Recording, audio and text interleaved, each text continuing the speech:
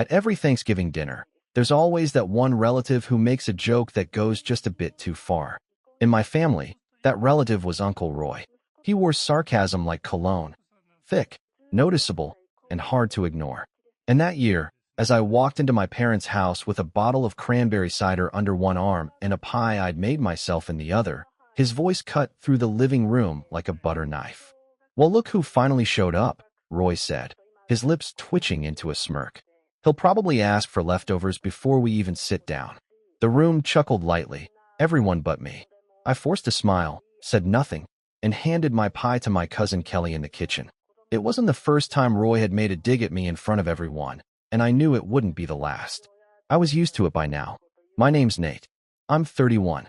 I own a small tech consulting business I started out of my college dorm, and though it's doing well now, more than well, honestly, you'd never guess it from the way my family treats me. To them, I'm still the quiet one, the weird kid who always had his head in a laptop or sketchpad instead of playing catch in the backyard. My younger sister, Melanie, on the other hand, she could do no wrong. She was the cheer captain, the homecoming queen, the straight A student who married young, divorced quietly, and was now dating a new guy the family was excited to meet. I hadn't been to a family Thanksgiving in 3 years. I'd skipped the last two after Mom called and said, "It's probably best if you focus on your work this year. You've been so distant." Distant, in my family, was code for you didn't play along when we made you the punchline. But this year, after some persuading from my cousin Kelly and a carefully worded email from Mom, I agreed to come back. The moment I stepped inside, I could feel how little had changed. The living room was packed. Cousins, aunts, uncles, neighbors who always seemed to find their way over around dinner. The fireplace was lit, the football game was on, and the table was already set for what looked like 20 people. I scanned the room, looking for a seat or even just a place to put my coat, but no one made much effort to greet me. Just a few nods, a half-hearted "Hey Nate," and then back to their conversations. In the kitchen, Kelly hugged me and said she was glad I made it. She was the only one who'd ever really understood me. We grew up more like siblings than cousins, spending summers playing video games and building forts out of sofa cushions while the rest of the kids were outside trying to be athletes. She glanced at me with a look I couldn't quite read, part concern, part caution. "Melanie's bringing her boyfriend," she whispered, glancing toward the door. "Brace yourself. Everyone's already obsessed with him." I raised an eyebrow. "That fast?" Kelly shrugged. "You know how Mom and Aunt Linda are. New guy walks in, smiles once, and suddenly he's family." I chuckled softly and opened the fridge to stash my cider. "What's he like?" "Smooth," Kelly said, wrinkling her nose. "Too smooth. Like someone who practices compliments in the mirror." Just as I was about to ask more, I heard the front door open. The room quieted, then erupted with greetings and laughter. Melanie had arrived. I stepped into the hallway just in time to see her walk in, wrapped in a camel-colored coat, her arm looped through the elbow of a tall guy in a navy blazer. He had that polished, magazine cover look, chiseled jawline, expensive haircut, clean-shaven, and confident. His eyes scanned the room like he already owned it. "Everyone," Melanie beamed, "this is Carter." Carter. Of course his name was Carter. He gave a charming little wave and smiled, that kind of smile you usually see in toothpaste ads. One by one, the family fawned over him. Uncle Roy clapped him on the back, Aunt Linda offered him wine before he even took off his coat, and my mom had that sparkle in her eyes, the one she used to reserve for Melanie's ex-husband, before he apparently became persona non grata. Carter's eyes landed on me briefly, then flicked away like I was just another lamp in the corner. He didn't introduce himself. He didn't ask my name. He didn't even nod. I stood there awkwardly before retreating to the kitchen again. The evening dragged on.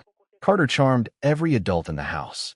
He helped Grandma with the mashed potatoes, showed the little cousins a card trick, and even helped Uncle Jerry fix the wobbly leg on the folding table.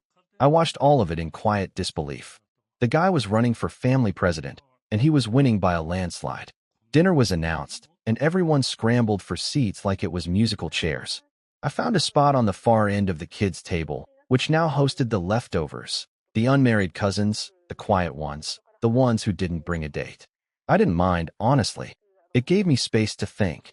As we ate, I kept noticing Carter glancing at me. It wasn't constant, but enough that I felt it.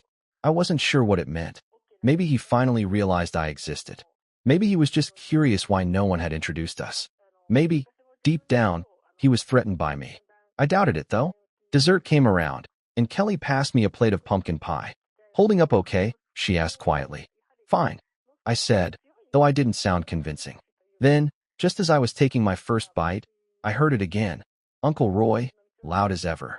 You know, I bet Nate's just here for the leftovers. There was laughter. Someone muttered, well, he is the quiet type. And someone else added, he probably brought Tupperware. It wasn't funny, but I smiled anyway. That's what you do when you've been the family's punchline for most of your life. You smile, and you wait for it to pass. But this time, it didn't pass. This time, someone across the table froze. Carter. He was staring at me now. Really staring. Like he'd seen a ghost. Melanie nudged him gently. What's wrong? He didn't answer. His brow furrowed. Then, slowly, he reached into the inner pocket of his blazer, pulled out his phone, and tapped it a few times with a shaky finger. That's him, he whispered. Melanie frowned. What? Carter looked at me again, then turned the phone around to show her something. She leaned in, squinted, and her face went pale. Next to her, my Aunt Linda, who had been sipping wine and laughing at a joke someone told, caught sight of the screen and let out a tiny gasp. Her hand trembled, her glass tilted, and in one quick motion, red wine splashed across the table and shattered on the hardwood floor. The room fell silent. All eyes were on me, and I had absolutely no idea why. But I was about to find out. I didn't move at first, just sat there, forks suspended midair, confused as hell while the room around me froze in place. Aunt Linda's broken wine glass lay scattered on the floor like a metaphor for whatever tension had just splintered through the air. Someone was whispering, too low to catch. Melanie's hand was clamped around Carter's wrist, and he was still holding out his phone, though he'd turned it slightly now, angling the screen away from me. Their eyes flicked between me and the image, back and forth, like they were trying to match a face to a mugshot. And I couldn't shake this gnawing feeling in my stomach, that I was missing something big, something that, judging by the reactions, I was the last person in the room to understand. Then Melanie leaned back in her chair and muttered, just barely above a whisper, "You didn't tell me it was him." Carter still didn't say anything. That was the moment I realized I wasn't just invisible anymore. I was something worse. I was recognized, and not in a good way. Okay, I said, my voice breaking through the silence like a cracked window pane. Someone want to let me in on the joke? No one laughed. No one spoke. Finally, Carter cleared his throat. You run a consulting firm, right? Software security? I nodded slowly. Yeah, that's right. What? He pressed his lips together, weighing his words. Do you ever do legal audits? Internal breach reviews? My mind reeled. That wasn't exactly my bread and butter, but I'd taken a few private contracts over the years, usually small companies looking to quietly identify leaks, backdoors, embezzlement. All hush-hush stuff. I was careful. Always signed NDAs. Always made sure I didn't poke where I wasn't welcome. Carter set his phone face down on the table like it was radioactive. You did a contract last year with Linton Dynamics. And then it hit me. Linton. God. That job.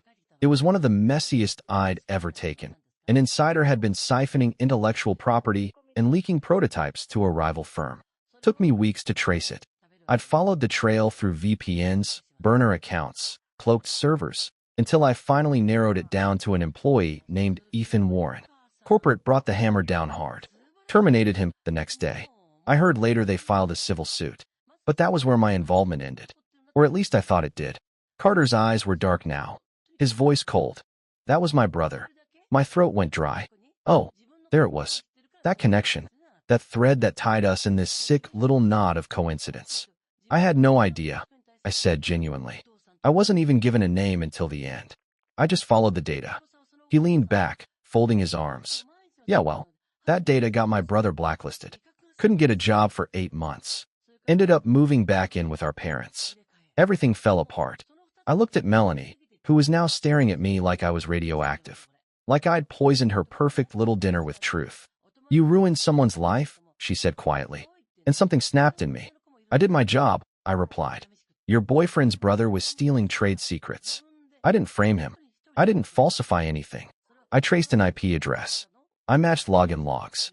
I cross-referenced security cameras and time-stamped file deletions. That's it. But it didn't matter. In that moment, the mood had turned. I could feel it, like cold air creeping through a cracked window. To them, it didn't matter that I had followed protocol, that I had no clue who Ethan Warren was. All they saw now was me, the outsider, the weirdo who'd suddenly revealed he was more than they assumed. I wasn't just Nate, the guy who brought his own pie and laughed off Uncle Roy's jabs. I was the guy who ruined someone's family, and they hated me for it. The whispers started before dessert was even cleared. I heard my cousin Derek mutter something about snakes in the grass. Aunt Linda kept casting glances at her wine-stained skirt like I was somehow responsible for her clumsiness. Even my mom, sweet, quiet mom, gave me a look that made my chest ache. It was disappointment. Real, honest-to-God disappointment. Not because I'd done something wrong, but because I'd upset the dynamic. I'd rattled the glass dome that kept our family delusions intact. The rest of the evening passed like a slow-motion car crash. No one asked me about work. No one complimented the pie I baked. No one even thanked me for coming. Carter, meanwhile, was treated like some wounded prince. Aunt Linda brought him fresh apple cider. Grandma asked him about his trauma. Melanie clung to his arm like he was going to evaporate. I stayed until the dishes were half cleared. Then I stood, grabbed my coat, and told Kelly I'd text her later. As I walked toward the door, my father appeared at my side. His voice low. "You know," he said, "maybe next year, just send a card or something." I blinked. "Excuse me." "You're always welcome," he added quickly.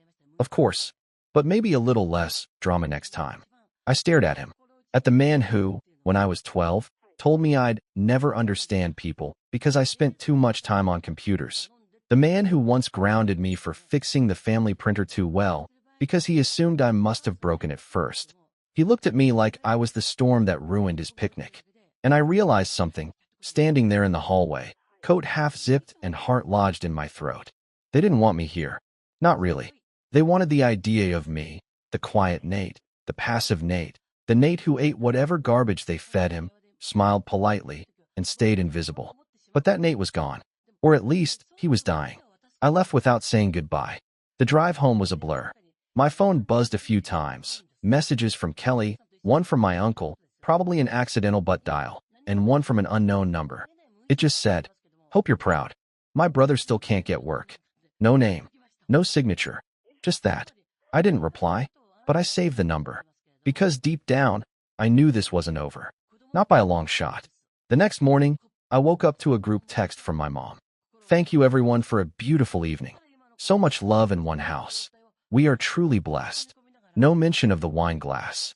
No mention of the Cold War that had silently unfolded across the table. No mention of me at all. But I noticed something else. A photo attached. It was the family gathered around the dinner table, everyone smiling, glasses raised. Carter had one arm draped around Melanie's shoulder. Even Uncle Roy was mid-laugh. There was one empty chair at the end. Mine. I stared at that photo for a long time. And for the first time in years, I didn't feel hurt. I felt clarity. This family had never really seen me. Not for who I was. They'd seen a placeholder. A scapegoat. A background character in the Melanie show. And for years, I'd accepted that. I'd made peace with being the quiet one. But now I was awake. Now I was done. And if they thought the drama ended with a snide remark and an awkward dinner, they were sorely mistaken. Because I hadn't even started yet. When I woke up the next morning, I didn't reach for my phone. I didn't check my emails or scroll through my messages or see how many comments had piled up in the family group chat. I just lay there, staring at the ceiling, my hands behind my head, and let the silence sit heavy on my chest. The photo, that cursed photo of everyone smiling around the table, with that one empty chair at the far end. My chair. It kept flashing in my head like a screensaver I couldn't turn off. Part of me wanted to laugh. I mean, what had I really expected? A hero's welcome? A warm hug? "Oh, we're proud of you, Nate." Please. I'd been invisible for so long that even my absence at the table didn't earn a second glance. Just a hole in the photo and a reminder that I didn't belong. But still, it hurt. The deeper cut, though, was Dad's comment. "You're always welcome, but maybe a little less drama next time." That one kept echoing like a looped voicemail in my head. I hadn't brought drama.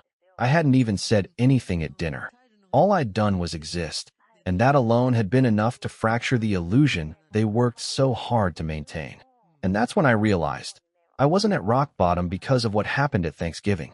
I'd already been at rock bottom for years. I'd just never noticed because I'd gotten comfortable living there. That was the first time in a long while that I actually cried. Not loud, not messy, just tears slipping out quietly while I stared up at the ceiling. Because I wasn't sad for them.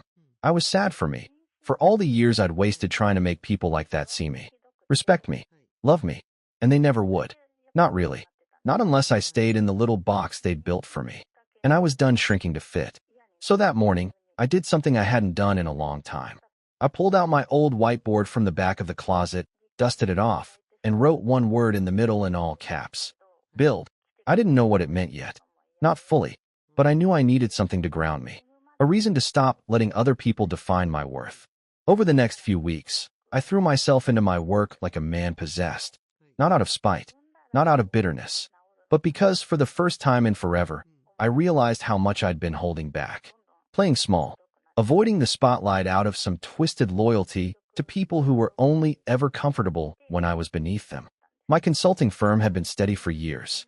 I had 4 remote contractors, 2 regular clients, and a couple of passive income projects that brought in just enough to live comfortably. I wasn't flashy. I didn't drive a Tesla. I didn't post motivational quotes on LinkedIn. I just solved problems and got paid for it. But something about Carter, about the way he looked at me when he realized who I was, lit a fire under me. That kind of fear, that kind of recognition, I wanted more of that. Not because I liked being feared, but because it meant I was finally seen. So I started saying yes to things I used to dodge. Bigger contracts, public case studies, a guest podcast appearance on a cybersecurity channel that used to terrify me just thinking about it. I rewrote my company's website from scratch, cleaned up the branding, hired a designer to make it look sleek. I dropped the passive freelancer tone and embraced the fact that I was a business owner. And slowly, things started to shift. By January, I'd landed a massive contract with a fintech company that needed a full audit of their internal systems. It was 6 figures, stretched over 4 months, and required me to hire 2 new people. I brought in Ava, a brilliant XNSA analyst, and Jay, a self-taught wizard from India who could crack any network in 10 minutes flat. We worked long hours, late nights, weekends, but for the first time in years, I loved it. I wasn't hiding anymore, and it wasn't just work. I started doing little things for myself again, stuff I hadn't made time for in years. I took long walks in the evening with a podcast in my ears and the cold air biting at my face. I signed up for cooking classes and learned how to make real ramen. I even joined a local meetup for tech entrepreneurs, even though networking events usually made my skin crawl.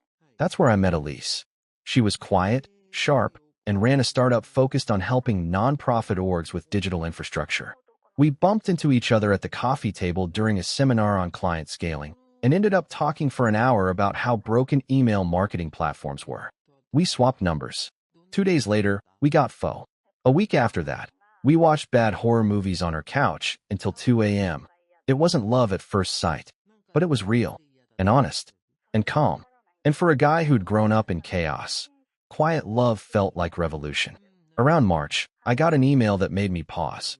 It was from Melanie. Just 3 words. Can we talk? I stared at it for 10 full minutes. She hadn't reached out since Thanksgiving. Not even a Merry Christmas. And now this. Against my better judgment, I replied. She called that night. Her voice was softer than I remembered. More unsure. She apologized. Said she'd had time to reflect. That Carter had twisted the story. That maybe she hadn't seen the full picture. That maybe, just maybe, I hadn't been treated fairly by the family. But even as she spoke, I could feel it. The hesitation. The undercurrent of something unspoken. And sure enough, 5 minutes later, she said it. Carter's starting a new business, she said carefully. It's tech-based, cybersecurity adjacent. He wanted to see if you might advise. I didn't respond right away. Not because I was surprised, but because I was trying to process the sheer audacity. After all that, after the silent treatment, the stares, the betrayal, now I was useful again. I'll think about it, I said flatly. But I already knew the answer. That night, I pulled out the whiteboard again, wrote a new word beneath build. Remember, because I knew myself. I knew how easy it would be to slip back into old patterns, to chase scraps of approval from people who didn't deserve it, to forget the way they made me feel when all I'd done was exist. I wasn't going to let that happen. Not this time. 2 days later, I sent Melanie a polite decline. I told her I was busy, overbooked, couldn't take on new clients. She replied with a thumbs up emoji. No words, just that. I laughed when I saw it. And then I got back to work. By April, I tripled my revenue. By May, I was flying to New York to speak on a panel at a tech conference I used to watch on YouTube like a dreamer peeking through glass. And when the family reunion invite showed up in June, signed by Uncle Roy himself, complete with a list of volunteer roles that needed filling, I smiled, folded it neatly, and dropped it in the shredder without a second thought. Because I wasn't done rising. The email came on a Tuesday morning. Subject line, opportunity for collaboration. It was from Carter Warren. I stared at the screen for a long while before opening it. The name alone felt like a ghost creeping through my inbox. After months of silence, after the dinner, the texts, the accusations, he had finally reached out himself. The body of the message was stiffly professional. No, hey Nate. No acknowledgement of our personal history. No reference to Thanksgiving or what had happened between us. Just a brief intro, a summary of his new tech venture, and a polite request to hop on a call and discuss potential synergies. It ended with his Calendly link. I didn't respond right away. Instead, I leaned back in my chair and let it sink in. This wasn't just business. This was strategic. The kind of calculated move someone makes when they realize the only person who can help them is the one they tried to bury 6 months ago. And now? Now they needed me. That's when the idea started to form. Not a full plan yet, just the spark of one. A quiet, glowing ember of possibility. Because here's the thing, I didn't need to ruin Carter. I didn't need to smear his name or dig up dirt or hack his project into oblivion. I just needed to let him talk, and that would be enough.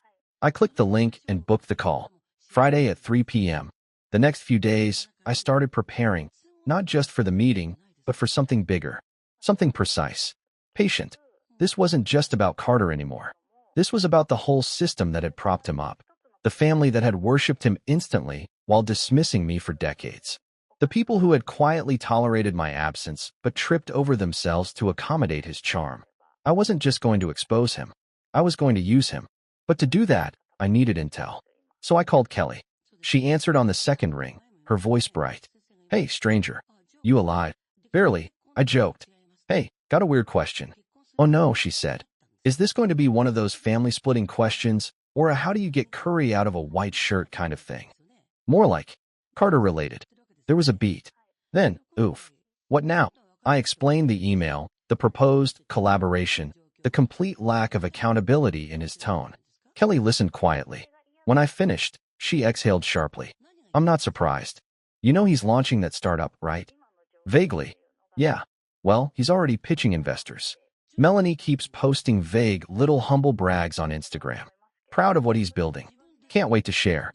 That kind of thing. I rolled my eyes. Do we know what the actual product is? Kelly laughed. Something about secure communication? I don't know. Melanie tried explaining it to me at lunch and used the word blockchain 6 times. I think even she doesn't get it. Sounds about right. And he's using family money, I think. Aunt Linda invested. Uncle Roy too. That made my eyebrow twitch. So they were literally investing in him now. I chewed on that. Would you mind? I asked carefully, keeping an eye on what they post. Anything public. Anything shady. You're planning something, Kelly said immediately. Your voice does this thing when you're scheming. It gets all flat. Maybe, I said. I'm just watching for now. She paused. Do I get to be your sidekick? I grinned. You already are. The call on Friday started off dull. Carter logged in 2 minutes late, his face perfectly lit, his background clean and curated. Probably a rented co-working space with fake books on the shelf behind him. He wore a tailored jacket over a t-shirt, Silicon Valley cosplay at its finest. Nate, he said, nodding. Appreciate you making the time. Sure, I said. Curious what you're working on. He launched into a rehearsed pitch, his voice smooth, confident, practiced. A new app that would revolutionize private communication, decentralized architecture, end-to-end encryption, AI-enhanced threat detection, all the buzzwords. He name-dropped investors he was in talks with, mentioned a few strategic partners, and casually floated the idea of bringing on someone with a strong forensic background to audit the core security before launch. That someone, obviously, was me. But here's what stuck out. His platform wasn't ready. In fact, it wasn't even built. He was pitching wireframes and vaporware, just a glossy deck and a few UI mockups. The backend wasn't done. The encryption libraries were open source, with no custom implementation. And the AI threat detection? Pure fantasy at this stage. I kept my face neutral the whole time. When he finished, I asked a few questions, basic ones, deliberately naive. He answered confidently, but his replies were vague, non-technical.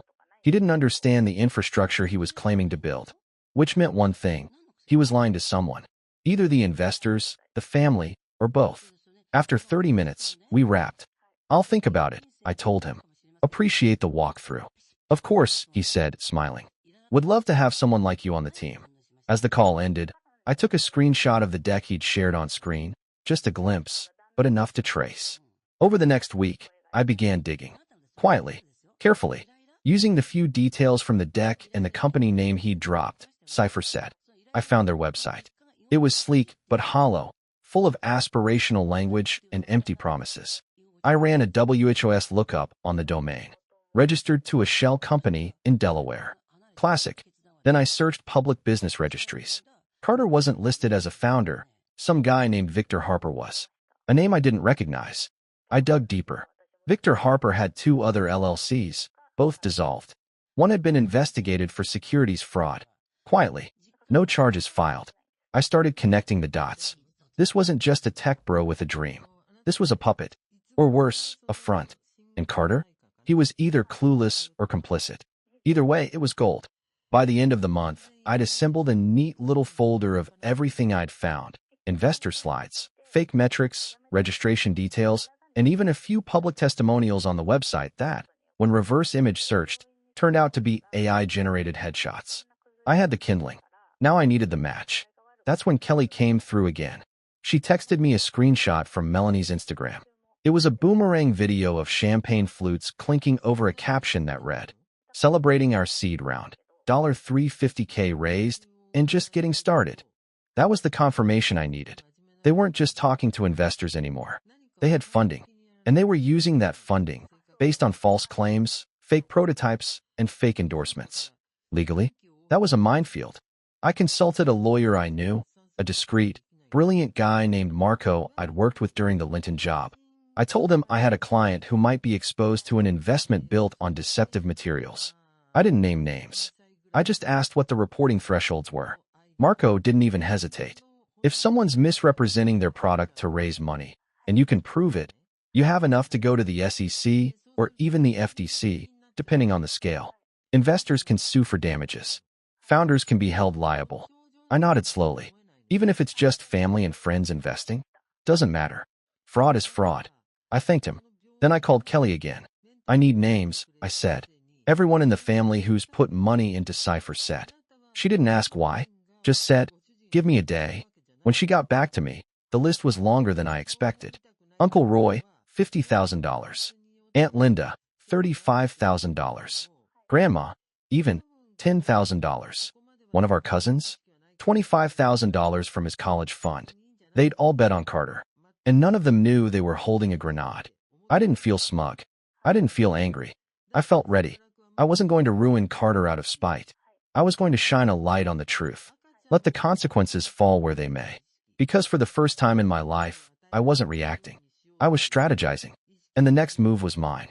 I didn't confront anyone right away. That was the hardest part, sitting on the truth while everyone around me strutted, bragged, and congratulated themselves. Melanie kept posting updates about late nights and building something meaningful.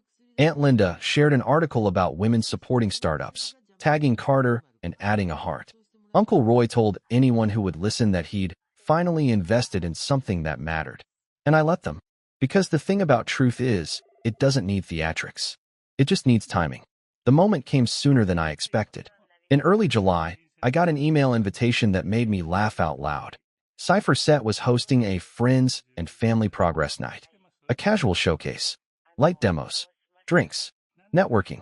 Melanie forwarded it to me with a chirpy note. "You should come. Carter would love to show you what they've built." That line, "what they've built," sealed it. I replied yes. Not because I wanted to reconcile. Not because I wanted approval. But because this was the cleanest way to end it. The event was held in a rented event space downtown. all exposed brick and hanging lights. The kind of place that looked impressive in photos and hollow in reality. There was a banner with Cypher Set's logo printed far too large for the room, a folding table with branded pamphlets, and a monitor looping the same animated mock-up over and over. I arrived 10 minutes early. Carter spotted me immediately. His smile froze for half a second before snapping back into place. He walked over, hand outstretched, voice booming like we were old friends. "Nate, glad you could make it." I shook his hand. Calm, polite, wouldn't miss it. Melanie hugged me next. Too tight, too rehearsed. "I'm really glad you're here," she said, as if that erased months of silence. "Me too," I replied. The room filled quickly. Family, a few local business people, and, this surprised me, 2 men in suits who definitely weren't relatives. One of them was Victor Harper. I recognized him immediately from my research. Same face, same slick confidence, same eyes that never quite settled on anyone. Carter took the stage around 7. He gave a speech about vision, trust, and the future of privacy. He talked about integrity, about doing things the right way. I watched Uncle Roy nod along, arms crossed, proud. Aunt Linda dabbed at her eyes like she was watching a graduation. When Carter finished, the room applauded. Glasses clinked. Music came back on. Then Carter said, "And now, we're going to do a brief live walkthrough of our security framework. Nate here has been advising us informally, and he's agreed to say a few words." That was new. Melanie turned to me, eyes wide. "What?" I stood up slowly. Carter smiled at me, the same smile he'd worn at Thanksgiving. Confident. Certain. He thought he'd put me on the spot. Thought I'd freeze or deflect or play small like I always used to. Instead, I stepped forward. "Thanks, Carter," I said evenly. "I actually haven't advised Cypher Set. But since everyone's here, I think it's a good time to clarify a few things." The room quieted. I plugged a flash drive into the monitor. The screen changed. Instead of Cypher Set's looping animation, a simple slide appeared. "Let's start with the basics," I said. "This platform claims end-to-end encryption. It does not. It uses an unmodified open-source library with known vulnerabilities, last patched 18 months ago." Murmurs. Carter stiffened. "Nate, this isn't." I raised a hand. "I'm not finished." Next slide. "These user testimonials? Generated. Stock photos. Reverse searchable." Another slide. "These performance metrics?